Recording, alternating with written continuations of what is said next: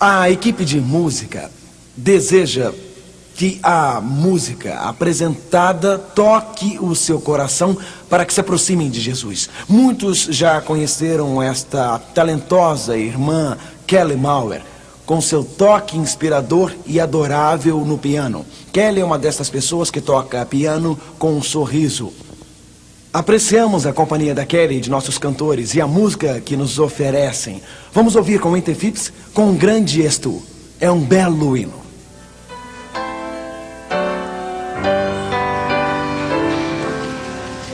Oh Lord, my God, when I in awesome wonder consider the worlds thy hands hast made, I see the stars,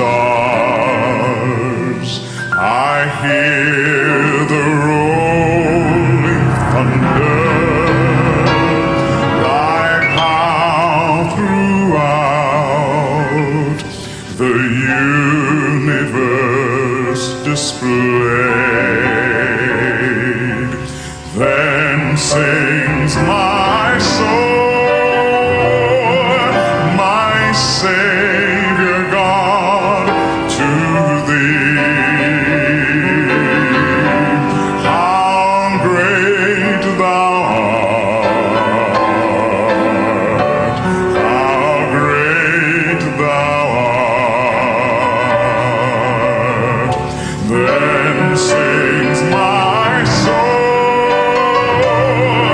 my Savior God, to thee. How great thou art, how great thou art.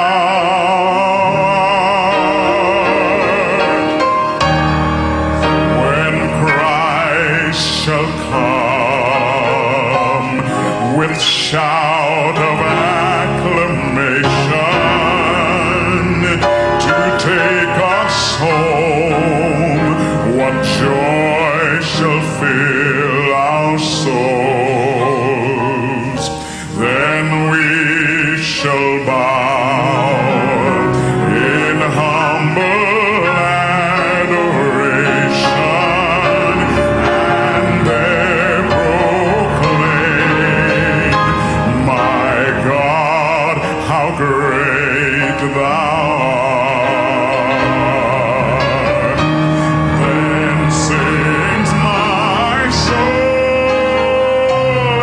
my Savior God, to thee. How great thou art, how great thou art. Then sings my soul, my Savior God, to thee. How great thou art, how great thou art,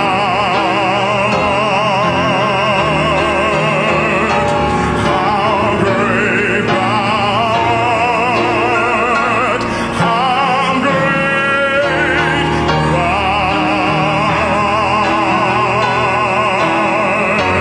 how great thou art.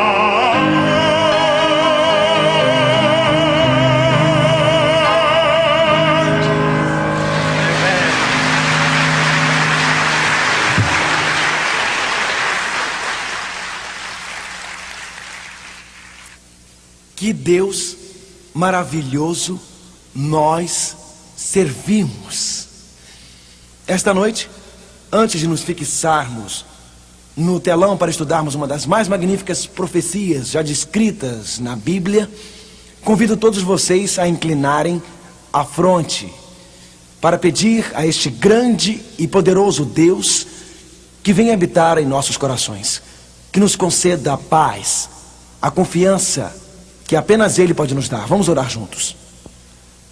Nosso Pai no céu, ao olharmos para o universo, sentimos que és grande, poderoso, o Todo-Poderoso Deus.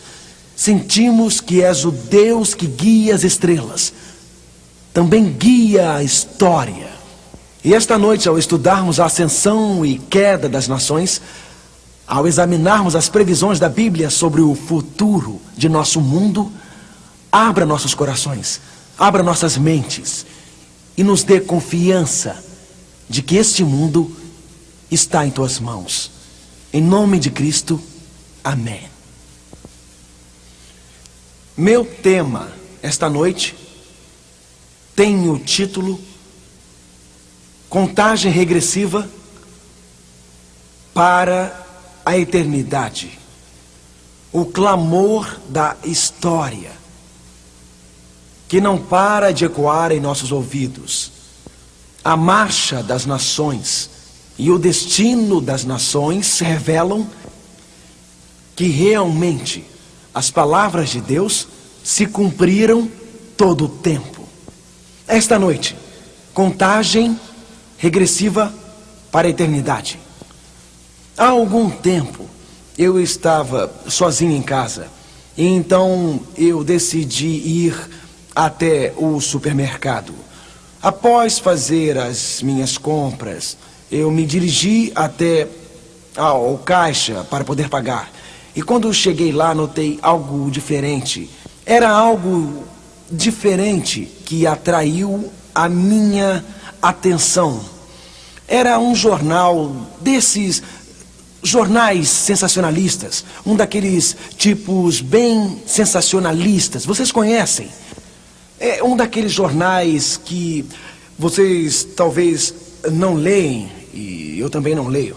E eu posso garantir que eu não sou um fã desses jornais.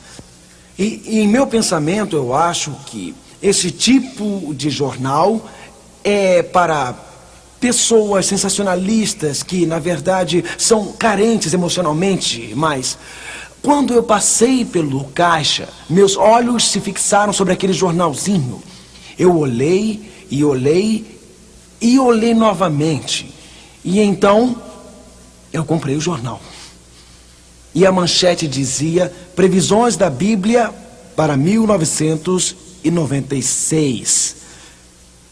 Previsões da Bíblia para 96? Era janeiro e eu sabia que nossas apresentações iriam ao ar via satélite em outubro.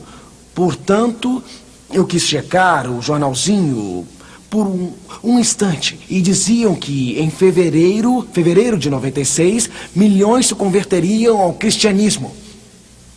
Bom, fevereiro passou e aquela previsão estava errada. Em março de 96, calor e seca, recordes destruiriam a colheita por toda a América e por todo o mundo haveria muita fome. Bem, o jornal errou quanto à América. Então disseram que na Europa, em 96, em alguns países o mercado de ações cairia e o anticristo surgiria. Fracasso número 3. Isto não aconteceu. E então disseram que em julho de 96 haveria uma grande tempestade com trovões e relâmpagos e uma imagem de Jesus de 1 milha de altura apareceria sobre o Capitólio. Eu estava desacreditado todo o jornalzinho quando fiquei muito interessado na profecia seguinte. Dizia que em 1996 um evangelista estaria pregando e seria capturado via vídeo. E então dizia que este evangelista seria enviado para o céu. E então li que seria em Dallas e não em Orlando. Eu soube que não seria eu. Fracassaram nesta também. Então disseram que sobre Montreal, em agosto, os 4 cavaleiros do Apocalipse cavalgariam e também cavalgariam sobre Copenhague. Por que um jornalzinho barato colocaria como manchete as previsões da Bíblia para 96? Por que eles fariam isso? Porque queriam vender jornal. E reconheceram que milhares de pessoas no mundo inteiro estão interessadas nas profecias da Bíblia. Reconheceram que milhares de pessoas no mundo inteiro reconhecem que estamos enfrentando o ano 2000. reconheceram que ao nos aproximarmos do ano 2000, talvez, apenas talvez, nesta última década do segundo milênio, estejamos enfrentando o fim dos tempos. Talvez haja uma nova etapa. Depois uma nova ordem mundial surja. Talvez, apenas talvez, estas pessoas imaginam e dizem talvez estejamos vivendo perto da eternidade e da segunda vinda de Cristo. E assim os jornais sensacionalistas, querendo vender jornais, se fixam na opinião pública. E a profecia é o assunto ideal. Não havia um texto bíblico em todo aquele artigo. Era composto de meias-verdades, mentiras, falsas verdades e presunções. No entanto, quando olhamos o mundo à nossa volta hoje, reconhecemos claramente que alguma coisa está realmente errada. Olhem, por exemplo, os eventos no Oriente Médio nos últimos dias, nas últimas semanas. Os israelenses estão escavando um túnel sob o muro ocidental para a via de La Rose, o lugar onde Cristo caminhou em Jerusalém, na faixa de Gaza, onde explodiu o conflito. Os palestinos sentiram que era um sinal de Israel, que Jerusalém deveria ser a capital do Oriente Médio, e tornou-se enfurecida. E por isso o Oriente Médio se fez em chamas, tumultos, revolução, polícia nas ruas, contendo os revoltados, atirando, matando, não apenas com balas de borracha, mas com balas de verdade. Sim, o que nos reserva o futuro? O Oriente Médio explodirá como uma caixa de dinamite? O que nos reserva o futuro? A Terceira Guerra Mundial começará no Oriente Médio? Este planeta será reduzido a uma bola de cinzas que gira em algum holocausto nuclear? Temos alguma informação melhor do que a dos adivinhos? Temos mais informações do que a dos videntes? Nós temos mais informações do que as cartomantes de nossa época? Na verdade, nós podemos ler a Bíblia, a palavra de Deus, este livro infalível que passa pelos séculos e nos revela o futuro. Na verdade, Deus desafia todos os falsos profetas e ele diz, leiam juntos comigo por favor, Isaías 46, versículos 9 e 10. Eu sou Deus e não há outro Deus. Eu sou Deus e não há outro igual a mim, que anunciou o fim desde o princípio. O que Deus faz, amigos? O que Ele faz? Declara o fim desde o princípio e dá antiguidade às coisas que ainda não sucederam. É Deus que declara o fim desde o princípio, não algum adivinho, não algum vidente, não um editor de um jornal barato que só quer ganhar dinheiro. Ele diz, eu sou Deus e não existe nenhum outro como eu, anunciando o fim desde o princípio. Terá a Bíblia descrito a história antecipadamente? A Bíblia descreve o destino das nações por milhares de anos? Venham comigo esta noite conhecer o antigo sonho de um rei. Venham comigo esta noite até o antigo palácio e ao quarto do rei da Babilônia, Nabucodonosor. Viajaremos no tempo 1000 anos, 2000 anos, 25.000 anos ao antigo quarto do rei da Babilônia, Nabucodonosor. Viajaremos pelo portão de Istar até o coração da própria Babilônia. O rei Nabucodonosor foi dormir uma noite. Porém, quando adormeceu, teve um sonho estranho. E enquanto dormia, o sonho o perturbou.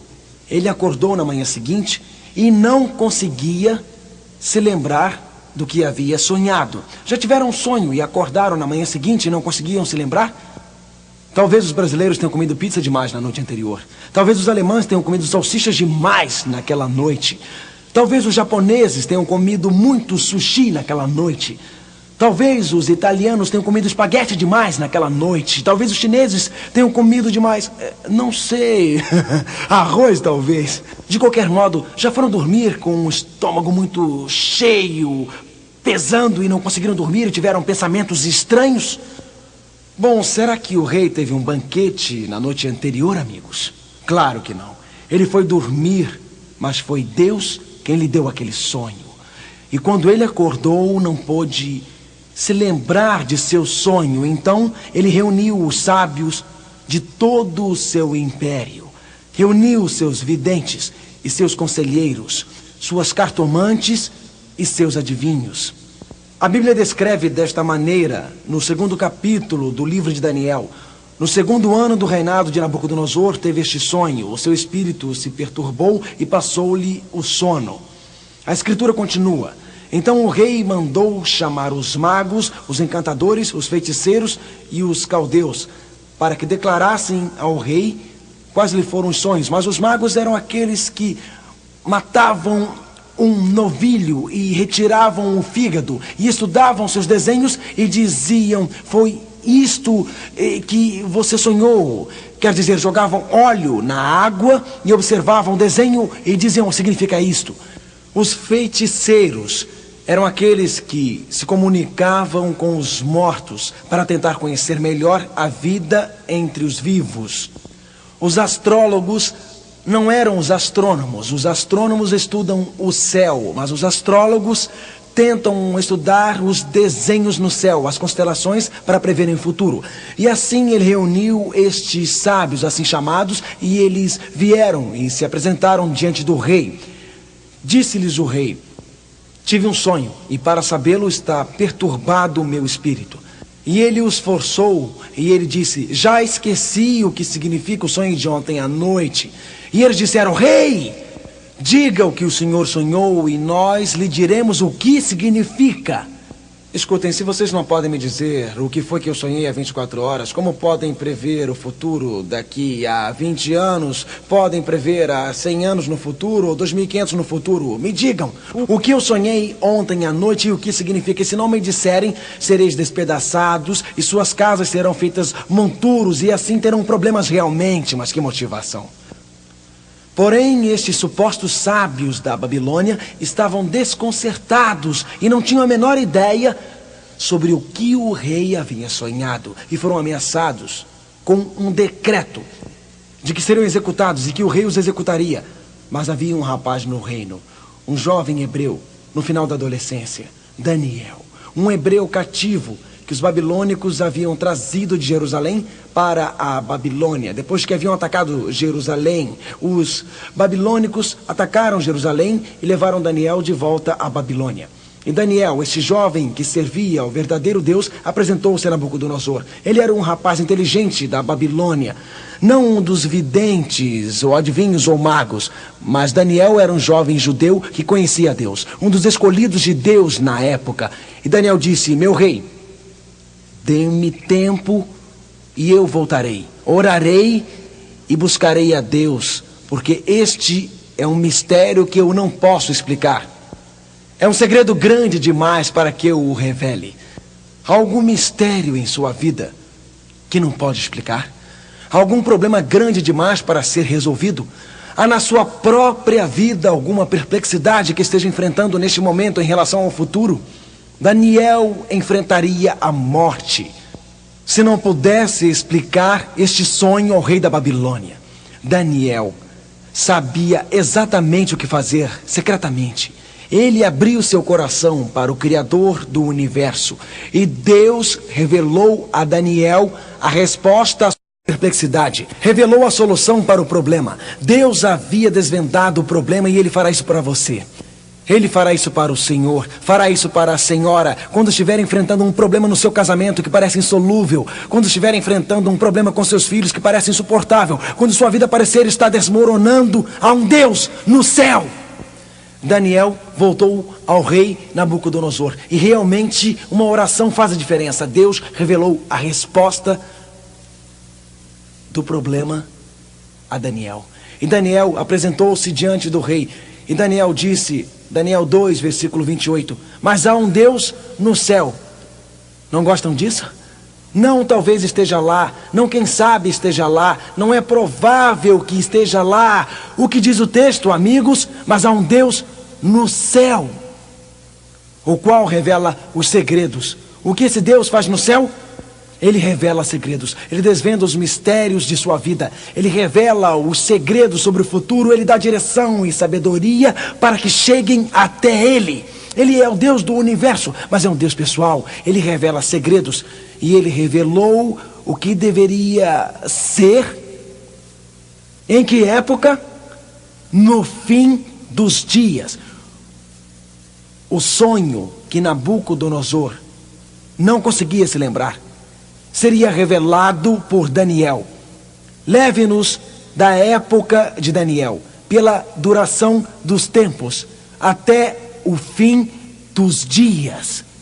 Daniel começou a explicar aquele sonho para o rei. E disse: rei, no seu sonho, o senhor viu uma grande imagem. Realmente, rei. E o rei disse: foi isso que eu vi. Ele disse: aquela imagem, rei, foi esculpida sem mãos. A imagem foi criada com a pedra da montanha. E então Daniel começou a descrever a imagem. E ele disse: rei, aquela imagem tinha uma cabeça de fino ouro. Era uma imagem muito poderosa, uma imagem poderosa. Tinha peito e braços de prata, ventre de bronze. Sim, rei, aquela imagem tinha pernas de ferro, e a imagem tinha pés de ferro e barro. Então, ó rei, havia uma pedra cortada misteriosamente, sem auxílio de mãos, que feriu a imagem sobre os pés. E ao bater, a imagem tremeu, e caiu, e se fez em pedaços. E então aquela pedra que destruiu a imagem e a transformou em pó, aquela pedra preencheu o mundo. Na verdade, o que este sonho representa? Se você fosse Nabucodonosor, o que você diria? Sim, Daniel, este foi o meu sonho. Aquela imagem com a cabeça de ouro fino, aquela imagem com peito e braços de prata, aquela imagem com ventre de bronze, aquela imagem com as pernas de ferro, aquela imagem com os pés de ferro e barro. Sim, eu vi a pedra destruindo-a, mas, Daniel, o que significa? E algumas pessoas têm uma ideia. Elas acham que as profecias são uma questão de adivinhação, que todos têm sua própria interpretação. Uma pessoa acredita nisso, a outra acredita naquilo, todo mundo escreve alguma coisa, coloca numa grande cesta e você fecha os olhos. Ah, isso parece bom. Quem deu este sonho a Nabucodonosor? Quem deu a ele o sonho? Deus. Se Deus deu a Nabucodonosor este sonho, amigos, não acham que Deus é sábio bastante para interpretá-lo? O mesmo Deus que deu a ele o sonho, a Daniel deu a interpretação.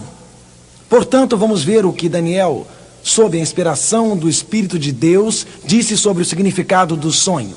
Daniel 2, versículo 38. Daniel olha nos olhos de Nabucodonosor e diz: tu és a cabeça de ouro, e depois de ti se levantará outro reino inferior ao teu, e um terceiro reino e um quarto reino. Daniel disse a Nabucodonosor os 4 metais: ouro, prata, bronze e ferro, representando 4 reinos ou nações. Daniel disse a Nabucodonosor: tu, ou melhor, tua nação, a Babilônia, representa a cabeça de ouro. A Babilônia era uma nação poderosa, dominou o mundo de 605 a.C. a 539 a.C. Neste sonho, Deus descreveu as nações que seriam dominantes no mundo, da época de Daniel até a nossa época, as nações que dominariam o mundo. Ele descreveu em sucessão, ele disse que haveria 4. Deus, então, através da profecia de Daniel, nomeou as 3 primeiras nações. Ele, então, descreveu no Novo Testamento a 4ª nação. Ele diz exatamente o que aconteceria após as 4 nações dominarem o mundo e o que aconteceria depois. Ele descreve a nossa época. Ele descreve eventos que estão acontecendo hoje. Podemos confiar no que a Bíblia diz sobre hoje e o futuro, porque estas profecias têm se cumprido durante estes anos como uma flecha que se dirige ao alvo. Elas têm se cumprido. A história tem seguido estas profecias como se fosse uma planta. Estas profecias têm se cumprido por 2.500 anos. O reino de Nabucodonosor, a Babilônia, dominaria o mundo. Realmente dominou. Os arqueólogos recentemente descobriram esta placa chamada Carta de Nabucodonosor.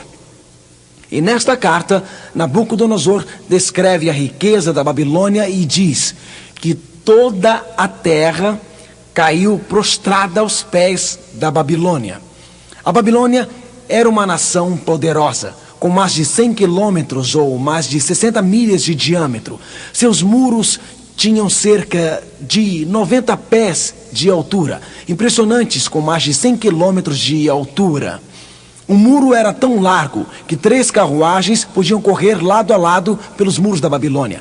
O rio Eufrates, que corria pelo centro da Babilônia, deu a ela 20 anos constantes de suprimento de alimentos. Na verdade, a ideia de Nabucodonosor era que a Babilônia durasse para sempre. Esta é uma placa de barro encontrada não tem muito tempo, na qual a inscrição de Nabucodonosor diz isto: ó Babilônia, deleite dos meus olhos, que a excelência do reino dure para sempre. Nabucodonosor era um rei do Oriente Médio, cujo reino era dominante naquela região rica em petróleo, e Nabucodonosor queria que seu reino dominasse o Oriente Médio para sempre. Na verdade, o desejo de Nabucodonosor era que o seu reino durasse para sempre e que nunca chegasse ao fim.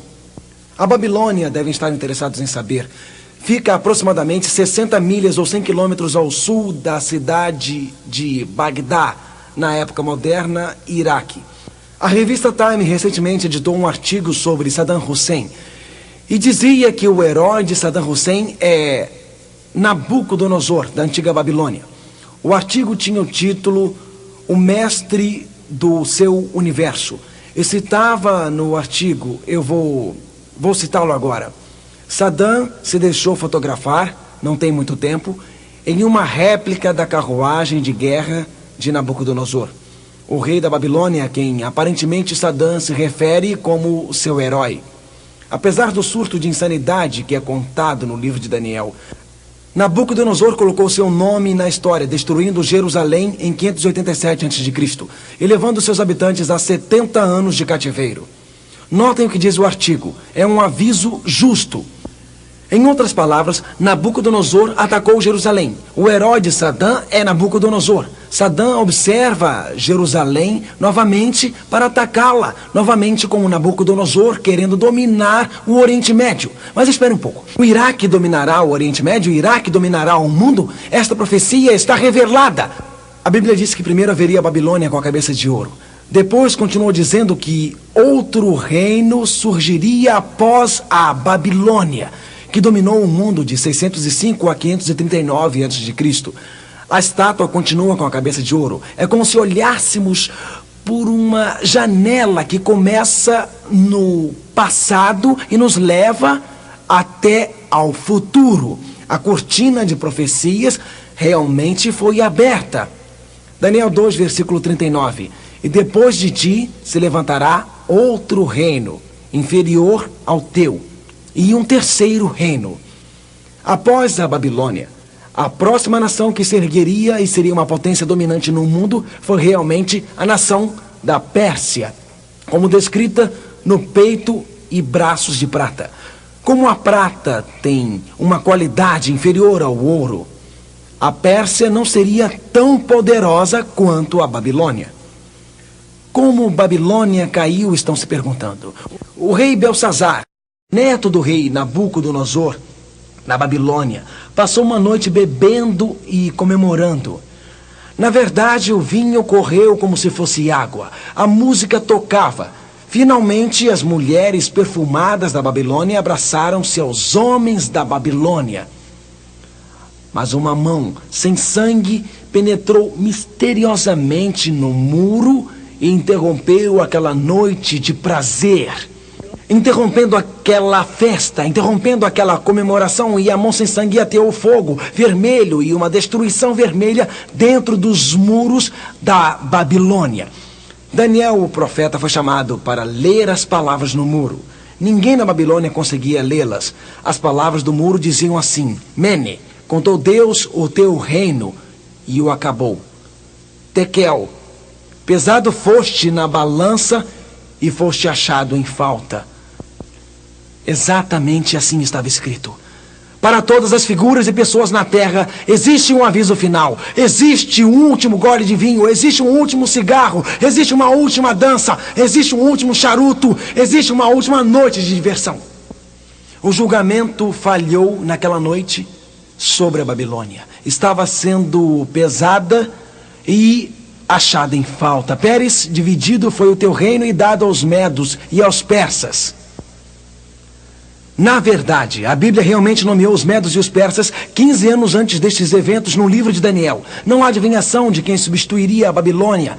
Quem substituiria a cabeça de ouro, o peito e os braços de prata? Quem descrevia o império da Pérsia dos medos? Ciro, o rei da Pérsia, ou general da Pérsia, que atacou e conquistou a Babilônia, foi nomeado na Bíblia. Observem isto com atenção. 150 anos antes dele nascer. Aqui o profeta Isaías, em Isaías capítulo 45, descreve um evento que aconteceria no mínimo 150 anos mais tarde. Ele diz: assim diz o Senhor ao seu ungido, a Ciro, a quem tomou pela sua mão direita. Ora, Ciro ainda nem era nascido, e Deus o descreveu, para abater as nações diante dele. Eu soltarei os lombos dos reis, para abrir diante dele as portas que não se fecharão. Como os medos e os persas destruiriam os babilônicos. Os babilônicos tinham um suprimento de alimentos por 20 anos. A história nos diz que realmente chegaram aos muros da Babilônia e jogaram sua comida sobre os muros e disseram aos medos e persas: não se preocupem, podemos resistir por muito tempo quando cercarem nossa cidade. Nós temos muita comida. Ciro represou o rio Eufrates, que passava pelo centro da Babilônia. Marchou com seu exército pelo leito seco do rio e surgiram dentro da cidade. E as portas da cidade estavam abertas por causa da grande comemoração. Havia portões externos e internos. Marcharam sob os portões externos e surgiram dentro da cidade e então passaram pelos portões internos que foram deixados abertos. E realmente Babilônia caiu sem qualquer batalha em uma noite. A Bíblia cita a Babilônia. A Bíblia cita o Império Persa. A Bíblia cita a Ciro como líder do Império Persa que conquistaria a Babilônia.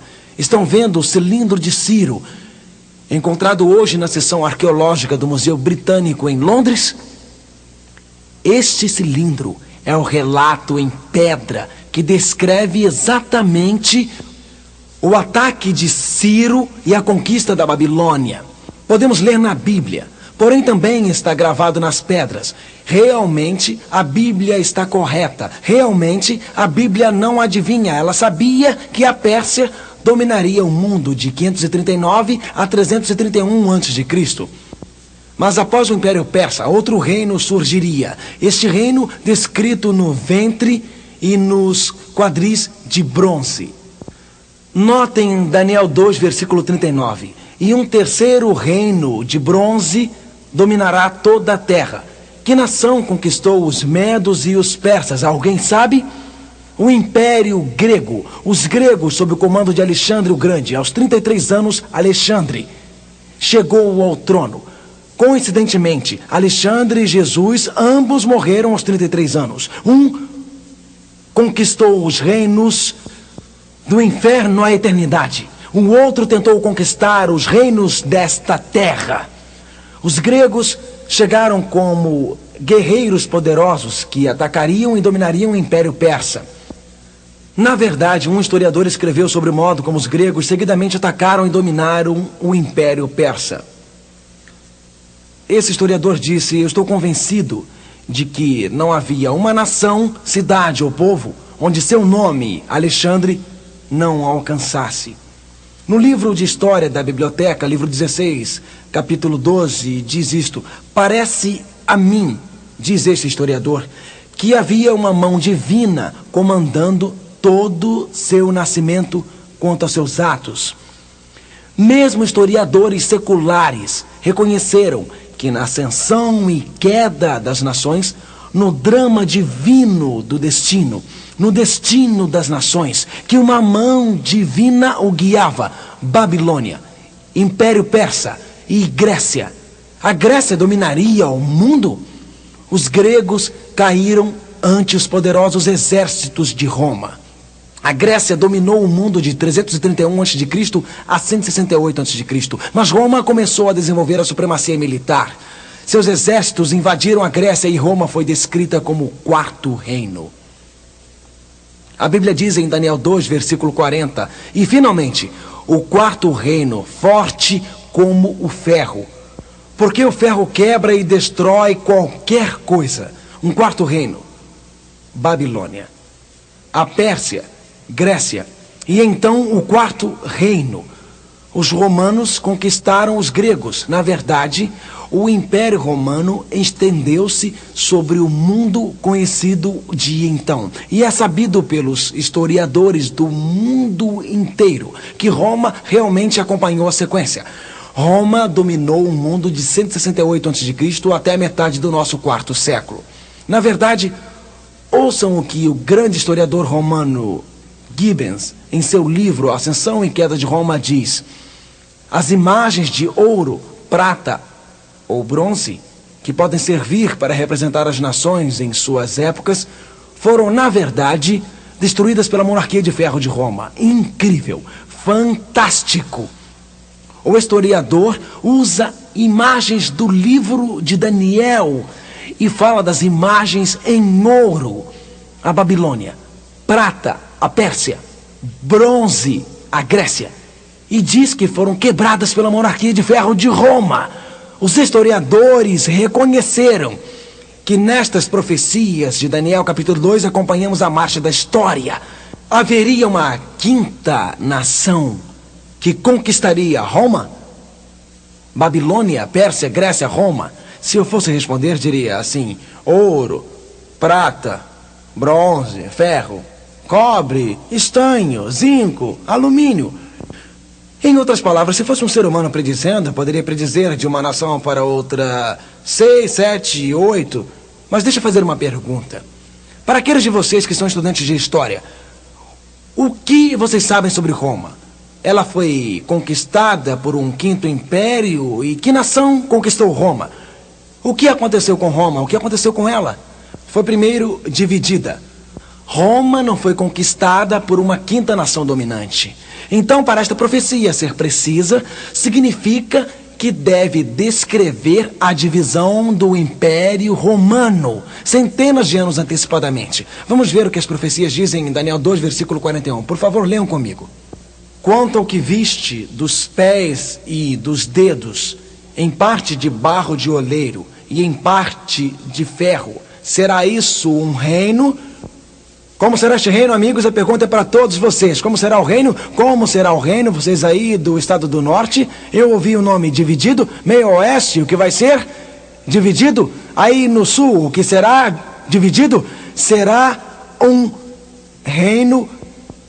Aí no Brasil, o que será dividido? Canadenses, como vai ser dividido? Todos vocês, então, o que será? A Bíblia diz que o reino será dividido. E Roma foi dividida. Exatamente igual ao que diz a Bíblia. As tribos bárbaras chegaram e conquistaram Roma. Os alamanes estabeleceram-se na área que conhecemos agora como Alemanha. Os burgundinos, as tribos bárbaras que vieram do norte, estabeleceram-se na área que conhecemos agora como Suíça. Os francos, na área que conhecemos agora como França. Os lombardos, na área que conhecemos como Itália. Os saxões, na área em que conhecemos hoje como Inglaterra. Os suevi, os portugueses, os visigodos, os espanhóis. Havia ainda outras tribos. Os heruli, vândalos, ostrogodos, estão agora extintos. Ao observarmos a Europa, vemos as invasões que aconteceram após a divisão de Roma. Os romanos dominaram o mundo de 168 a.C., até aproximadamente 351 depois de Cristo, na metade do quarto século. Roma começou a desmoronar, começou a se dividir. Quando olho para a Europa, vejo que está toda dividida. Foi dividida por todos estes séculos. A Bíblia diz primeiro a Babilônia, seguido pela Pérsia, depois seguida pela Grécia, depois seguida por Roma, e depois da divisão do Império Romano, então realmente a Europa seria dividida. A história tem seguido estas palavras como se fosse um guia, mas agora a profecia está chegando aos nossos dias e torna-se ainda mais fascinante, torna-se mais iluminadora, porque nos diz sobre o futuro de nosso mundo. Em Daniel 2, versículo 43, quanto ao que viste do ferro misturado com o barro de lodo, o que realmente aconteceria?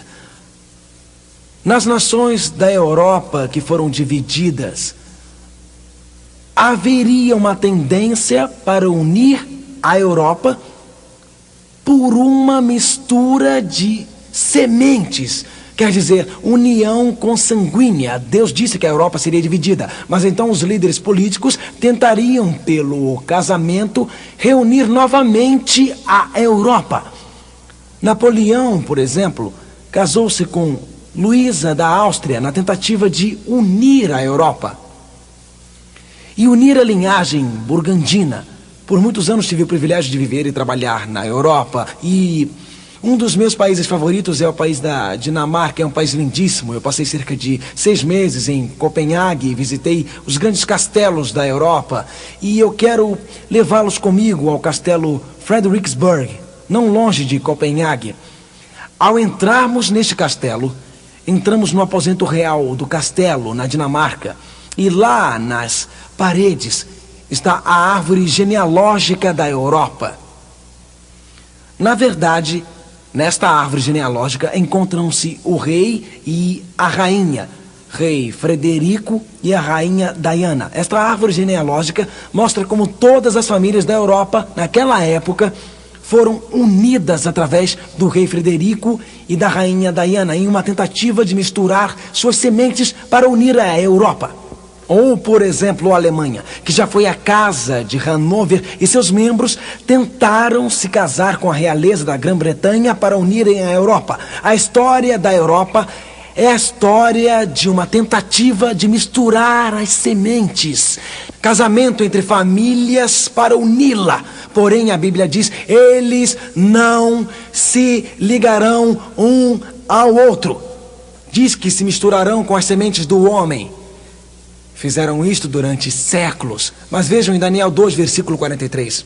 Mas não se ligarão um ao outro, como o ferro não se mistura ao barro, como o ferro e o barro não se unem. Tentativas por meio de casamentos consanguíneos, por meio de guerras, tentativas por meio da política, as divisões da Europa. Os países de toda a Europa são um testemunho eloquente da precisão, da veracidade que há nas profecias da Bíblia. Possíveis governantes do mundo, Luís XIV, Carlos V, tentaram unir a Europa e fracassaram.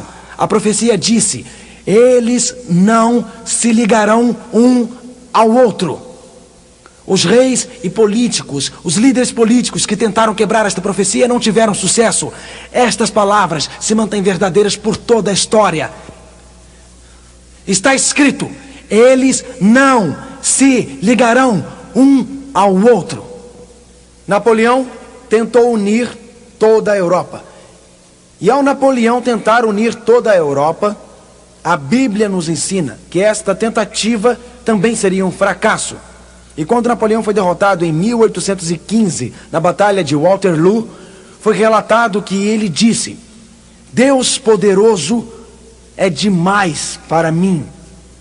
E realmente é demais para qualquer governante político. A cabeça de ouro, Babilônia, peitos e braços de prata, Pérsia, ventre de bronze, Grécia, pernas de ferro, Roma, pés de ferro e barro, Roma dividida, tentando misturar ferro e barro. Isto não aconteceu. Na verdade, as palavras de Deus são verdadeiras por todos os séculos.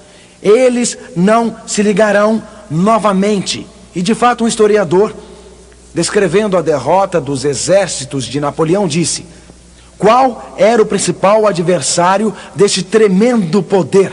Era Napoleão, por quem foi desafiado e resistido e derrotado. E então ele continua, por nada e por ninguém, mas por uma interferência manifesta e direta de Deus.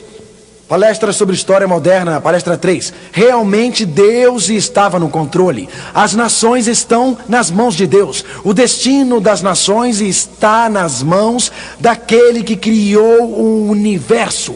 A história do mundo tem um propósito. A história não é uma mera compilação de eventos. A história não é uma mistura de acontecimentos e eventos políticos. A história não está nas mãos de algum rei. Não está nas mãos de algum nobre. Não está nas mãos de algum dignitário. Não está nas mãos de um presidente. Está nas mãos de Deus. A Bíblia diz que supostos governantes do mundo tentariam unir a Europa. Neste século, vivenciamos a Primeira Grande Guerra e a Segunda Grande Guerra também. Terríveis confrontos sangrentos da guerra. Bombas caíram, milhares de vidas perdidas, milhões de vidas perdidas neste conflito. Tentativas de unir a Europa por vários líderes políticos. Tentativas por meio dos exércitos para determinarem o destino do mundo. Porém, o destino deste mundo não está nas mãos do homem, está nas mãos de Deus. Churchill, Roosevelt, Stalin, reunindo-se para decidirem a história, o futuro político após a Segunda Grande Guerra. Mas, novamente, a história não está nas mãos desses líderes mundiais. Supostos líderes mundiais tentaram guiar a história com suas mãos por todos estes séculos. De Gaulle, outros líderes mundiais tentando determinar o destino do mundo. Hitler tentando determinar o destino do mundo. Truman tentando determinar o destino do mundo. Eisenhower tentando determinar o destino do mundo. Fidel Castro querendo determinar o destino do mundo. Khrushchev tentando determinar o destino do mundo, mas só existe um que determina o destino do mundo, e é o nosso Senhor Jesus Cristo. Só um determina o destino do mundo, e é nosso Deus. Líderes políticos subirão e cairão, porém Deus é eterno. Líderes políticos subirão e cairão, porém Deus é eterno. A cabeça de ouro, o peito e braços de prata, ventre de bronze, pernas de ferro. Os pés de ferro e barro não unidos é uma tentativa de mistura com uniões consanguíneas e meios políticos. Porém, qual é o evento seguinte? Não estamos vivendo na cabeça de ouro. Não estamos vivendo no peito e braços de prata. Não estamos vivendo no ventre de bronze. Não estamos vivendo nas pernas de ferro. Estamos vivendo nos dedos da imagem. E qual é o evento seguinte na história? Que evento ocorreria depois? A Bíblia diz, o sonho é o que, amigos? Certo, é a interpretação fiel. E a Bíblia ainda diz que uma rocha cortada sem mãos. E olhem, e nos dias destes reis, os dias da Europa dividida, os dias quando líderes políticos estavam tentando unir a Europa, nos dias desses reis, Deus no céu criará um reino que nunca será, qual é a palavra? Destruído. E a rocha representa o reino de Jesus Cristo. Não somos a cabeça de ouro, não somos os braços de prata, não somos o ventre e quadris de bronze, não somos as pernas de ferro, não estamos no começo da Europa dividida. Existe uma rocha que é sólida, uma rocha que é estável, existe algo sobre o qual a humanidade colocará suas esperanças, existe uma fundação sólida. A rocha representa o reino de Deus, uma pedra cortada sem mãos, e a pedra é Jesus Cristo. Isto descreve seu retorno, e o próximo evento é a vinda do Senhor.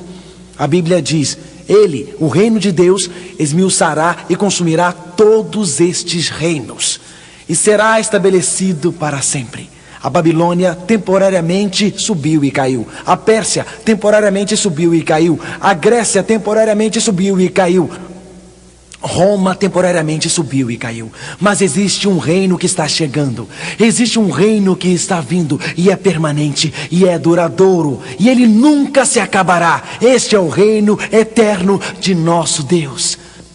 Meus amigos, esta noite, Deus quer que vivamos neste reino, onde não há mais sofrimento, onde não há mais dor, onde não há mais luto. A rocha nos fala deste reino eterno de Jesus que viverá para sempre. Durante a Segunda Grande Guerra, as bombas caíam sobre a terra tremia, prédios foram destruídos. Um pai e sua filha de 7 anos foram os únicos que sobraram de uma família. 2 filhos foram mortos pelas bombas, a mãe foi morta pelas bombas, e o pai e a filha estavam abrigados das bombas. E quando eles estavam lá, a garotinha estava tão assustada, a terra estava tremendo. E ela disse: papai, eu tenho medo das bombas. Querida, estamos num abrigo antibombas, protegidos, vá dormir. Papai, eu não consigo dormir se o senhor não segurar a minha mão. E ele segurou a mão dela, e uma bomba caiu e o abrigo tremeu. Papai, eu estou com medo, eu não consigo dormir. Querida, vá dormir. Durma agora, querida. Eu não consigo dormir, papai, se eu não souber que o seu rosto está virado na minha direção. O rosto de Deus, amigos, está virado na direção da terra. A terra não será transformada em um monte de cinzas. Este mundo não será destruído pela fome ou por holocausto. Esta terra está nas mãos de Deus. E em breve, muito em breve, Jesus Cristo virá. Muito em breve Ele descerá dos céus. Muito em breve o céu estará iluminado em sua glória. Muito em breve seremos levados para uma terra onde não há mais doenças e sofrimento e mortes. E em breve, muito em breve, estaremos aos seus pés e diremos: santo, santo, santo, naquele reino que existe para sempre. Ouçam este hino.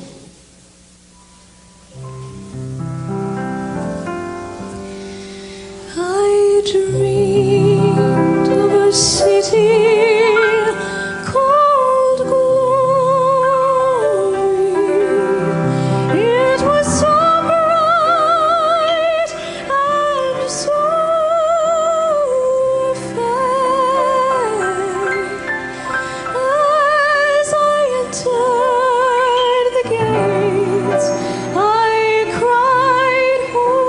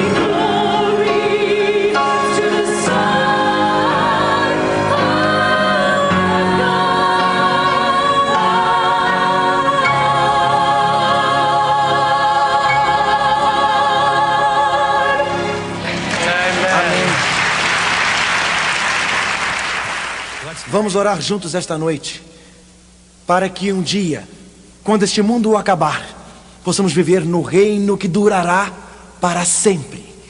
Inclinem suas frontes agora no auditório aqui e em qualquer outro lugar. Onde vocês estiverem, inclinem suas frontes, em silêncio.